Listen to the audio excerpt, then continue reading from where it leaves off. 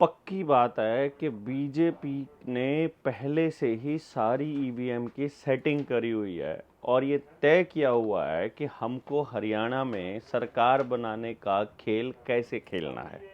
ये मैं इसलिए बोल रहा हूँ कि जब मालूम है भाजपा को कि 67 सीटों के बंटवारे के टाइम पर ही इतनी बगावत हो गई है और उसके बावजूद भी वो कुछ नहीं कर रहे हैं, तो ये समझ लीजिए कि वो सब पहले से ही आश्वस्त हैं कि अब उनको सरकार किस तरह से बनानी है।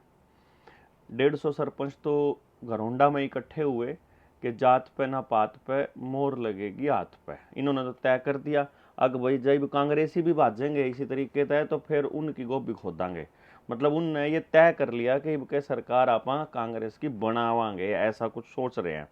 18 पूर्व विधायक, 9 जिला अध्यक्ष, 26 हल्का अध्यक्ष, 40 ब्लॉक प्रेसिडेंट और सैकड़ों की संख्या में पन्ना प्रमुख अपना बीजेपी ने अलविदा कह के अपने घर बैठ लिए। इन्हें देख लिया कि देश का नाश तो करा ही करा, समाज तो बांटा ही बांटा, ये भी इनका घर और का नाश करेंगे। देखियो कौन कौन, सोनीपत से कविता जैन, रादौर से कर्णदेव काम्बोज, विशंबर वाल्मीकि, गुड़गांव से जीएल शर्मा, सिरसा से रणजीत चौटाला, हिसार से सावित्री जिंदल, समाड़खा से शशिकांत कौशिक, मैम से शमशेर खरकड़ा। रेवाड़ी में कितने सारे भाजपाई थे जिनसे छोड़ के भाज गए। डबवाड़ी से आदित्य चौटाला, गुड़गांव से रेम्बो टेलर, नवीन गोयल, बीजेपी किसान मोर्चा का प्रदेश अध्यक्ष सुखविंदर मांडी, पीपीपी का राज्य समन्वयक जो पब्लिक प्राइवेट पार्टनरशिप वाले डॉक्टर सतीश खोला, सोनीपत से इंदु वलेचा, संजीव वलेचा, बच्चन सिंह आर्य, करमबीर सैनी, जसवीर देसवाड़ जो सफीदोवाड़ है, ये सारे और इनके अलावा भी दुनिया जान के आदमी बीजेपी ने छोड़ के जा लिए। अगर ये जा लिए तो टिकट किसने दी? जो खरीद के ले आए, जो पता नहीं के दे के ले आए, जो कर वो ले आ करता के कहा अगर उसने वो एक नहीं था बलात्कारी सी सोच का था, के नाम था उसका, वो जो पहलवानों के खिलाफ लड़े थे, ब्रजभूषण, उस टाइप के लोग जो है ना वो टिकट लेकर आए हैं। इतने गंदे लोगों को अगर टिकट दे रही है बीजेपी तो इसका मतलब पहले से ही सोच रखी है उसने कि भाई नूर नो करके गड़बड़, किसी गड़बड़ बड़ा मानस हो कोई दिक्कत नहीं है, आप आश्वस्त हैं कि भाई आपने तो जीत न्यू हासिल करनी है। मैं आपने पहले भी बताया करता, एक बूथ के ऊपर 100 वोटों की गड़बड़ 100% होनी है। बीजेपी वाले अपने लोगों को ये कहते हैं भाई सबसे पहले हम अपनी वोट गिर दियो।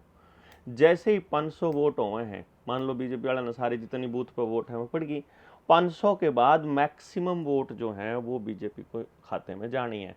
तो अगर 100 बूथ पे अगर मान लो 100 वोट एक बूथ पर अगर गड़बड़ कर सके हैं तो लगभग 200 बूथ होते हैं एक विधानसभा में, तो 20,000 वोट से तो आपकी लड़ाई शुरू होएगी। यानी अगर आप बीजेपी को हराना चाहते हो तो आपके जीत और बीजेपी के जो वोट हैं यानी और आपके वोट हैं यानी जीतने वाले के, उनके बीच में फासला 20,000 वोट से ज़्यादा होगा तो जीतेंगे। यानी अगर 25,000 वोट होंगे तो आप 5,000 से जीतते दिखाए जाओगे। बस यूँ देख लियो, पूरे प्रदेश में जो हवा है वह तो पूरी तरीके से बीजेपी को लात मारने की है, कोई गांव में बढ़न नहीं दे रहा है। और अब तो वैक्सीन के साइड इफेक्ट की बात हेमंत सोरेन ने भी बोल दी, झारखंड के मुख्यमंत्री ने भी, कि वैक्सीन से जो लोग मरने लग रहे हैं इसका असर ये जो लोग मरने लग रहे हैं ये उसी के साइड इफेक्ट हैं। अब आप इसका हिसाब किताब लगा लो भाई। ये तो जुन से छोटे बड़का का भी चालू कर रखे नहीं तो आरिफ स्कूला में भी धक्का होने लग रहा है। जो डिजिटलाइजेशन के नाम पे आपकी सारी प्रॉपर्टी सारे कागज इकट्ठे करने लग रहे हैं, न्यू वर्ल्ड ऑर्डर का हिस्सा है, इस बात का पता भी लोगों ने चलने लग गया। और भाई इसी बहाने जो है अब तो सारे के सारे काम लोगों के समझ में आने लग रहे इनके, तो लोग इनकी खिलाफत करने लग रहे। लेकिन बीजेपी की मददगार जो पार्टियां हैं जैसे कि एक जेजेपी है, चंद्रशेखर रावण के बारे में भी आपने देखा होगा, जेजेपी के साथ जाके मिल गया। और आज के टाइम पे तो मैं एक बात आप लोगों से कहूँगा कि कई लोग ये पूछा करते थे कि भाई देवेंद्र बलारा भी चुनाव लड़ेगा, जनता सरकार मोर्चा वाले भी चुनाव लड़ेंगे। भाई देवेंद्र ने तो बहुत कोशिश करी कि आप अपने बीच के आदमी दे दो नहीं तो ये अपने समाज के लोग दे दो, नहीं तो ये लोग किसी भी आदमी को बना करके और आपके बीच आपके सिर पर बिठा देंगे। ये काम आज होने लग रहा है। इससे पीछा छुड़ाने का तरीका हम अगले 5 साल में निकालेंगे कि आपके बीच के लोगों को तैयार करें आपके मुद्दों के लिए। फिलहाल के लिए हम मुद्दों को लेकर के आपके पास आ ही रहे हैं।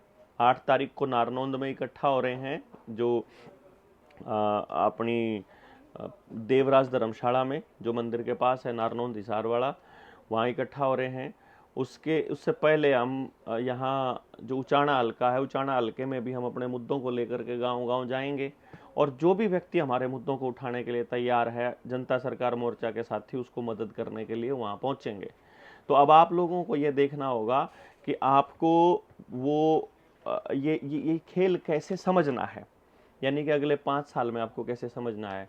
आप फूड क्राइसिस से कैसे बचोगे, एनर्जी क्राइसिस से कैसे बचोगे, बीज कैसे बचाओगे और अपने बच्चों को कैसे बचाओगे। तो भाजपा को हराने के लिए कांग्रेस को वोट देनी है ऐसा मैं बिल्कुल नहीं बोलूँगा। आपको जो करना है वो ये करना है कि जो भी व्यक्ति इस टाइम पर बीजेपी को हराता हुआ प्रतीत हो रहा है, आप उसको वोट कीजिएगा।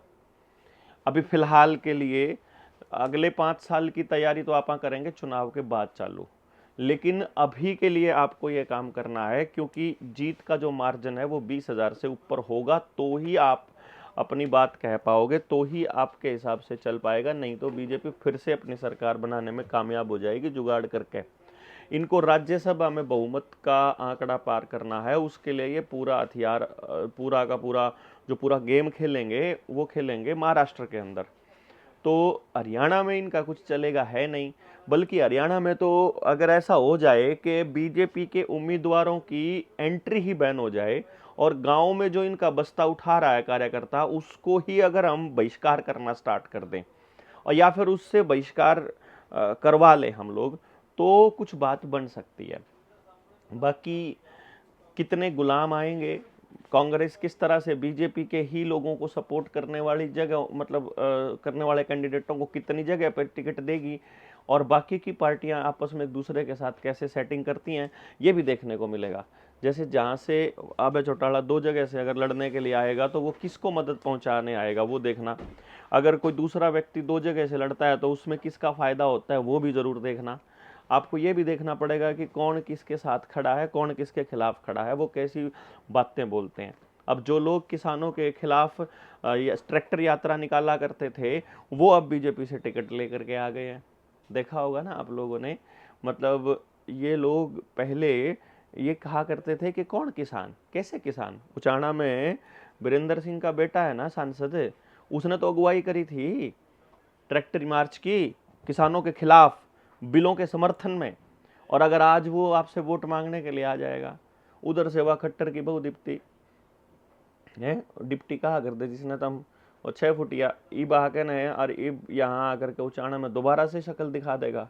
भाई कमाल की बात है, अगर वो दोबारा से वोट मांग गया वहां आकर के लोगों ने उसको गाँव में बढ़न भी दे दिया, तो फिर तो इसका मतलब ये हो जाएगा कहते स्वार्थ की हद हो जाएगी।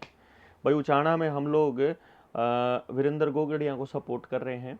वीरेंद्र भाई हम हमारे मुद्दों पे बोलने के लिए तैयार हुए तो हम उनका साथ देने के लिए तैयार हुए। और भी पूरे हरियाणा में जो भी कैंडिडेट, हमें पार्टी से कोई मतलब नहीं, हमें कैंडिडेट से कोई मतलब नहीं, हमें मुद्दों से मतलब है कि जो हमारे मुद्दों पे बोलने के लिए तैयार हो जाएंगे हम उनके साथ खड़े हो जाएंगे। फिलहाल के लिए आप तैयारी कर लीजिए।